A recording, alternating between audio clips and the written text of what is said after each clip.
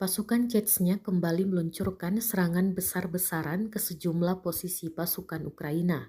Rekamannya rame beredar di Telegram Kadyrov 95 pada Minggu 16 Oktober 2022.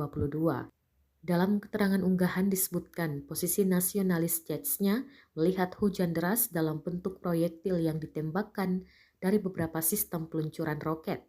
Presiden Chechnya, Ramzan Kadyrov mengatakan suasana hati para pejuangnya sangat positif saat menyerang Ukraina.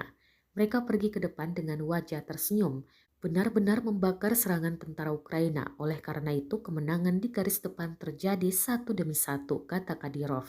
Tampak detik-detik rentetan proyektil diluncurkan ke posisi pasukan Ukraina. Rekamannya pun menuai berbagai komentar dari warganet. Terima kasih sudah nonton. Jangan lupa like, subscribe, dan share ya.